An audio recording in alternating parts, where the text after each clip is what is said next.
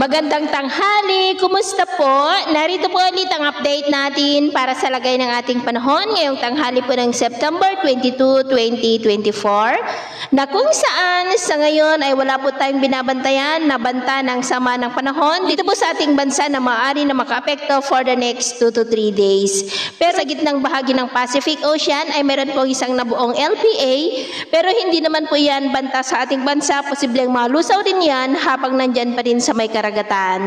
Ang habagat naman ay unti-unti na po na humihina ang epekto nito, dumadaplis na lamang sa kanlurang bahagi po ng Luzon at sa susunod na mga araw ay posible na po yan na mamamaalam.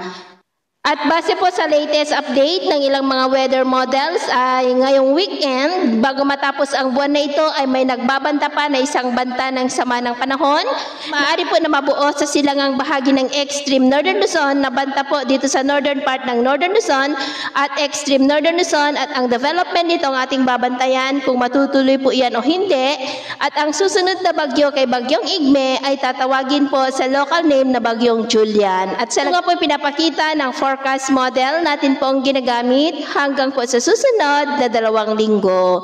At sa lagay po ng ating panahon ngayong tanghali ay maayos pa rin ang panahon sa malaking bahagi ng ating bansa maliban lamang sa mga tsansa po ng maulap na kalangitan with isolated rain sa ilang bahagi ng Pangasinan, Zambales, Bataan, Aurora, Palawan, ilang bahagi ng Mindoro, northern part ng Mindanao, Davao Region, Sarangani at Holosulu. At sa susunod na mga oras ay mas mataas na ang tsansa ng mas maulap na kalangitan with isolated light to heavy rains sa ilang bahagi po ng Ilocos Region, Cordillera, Cavite, Southern Quezon, Camarines Provinces, Mindoro, Palawan, Negros, ilang bahagi ng Leyte, Samar Provinces, Holosulu, Zamboanga Peninsula, Northern Mindanao, Caraga, Davao Region at Sorsogon. Kaya mag-ingat pa rin po tayo sa posibleng banta pa rin ng mga pagbaha at pagguho ng lupa dahil pa rin ang may kalakasan ng mga pag-uulan sa ilang bahagi po. At sa atin naman pong mga baybayin dahil pa rin sa habagat ay iwasan na po muna natin ang papalaot yan po sa western seaboard ng Ilocos Region at extreme northern Luzon seaboard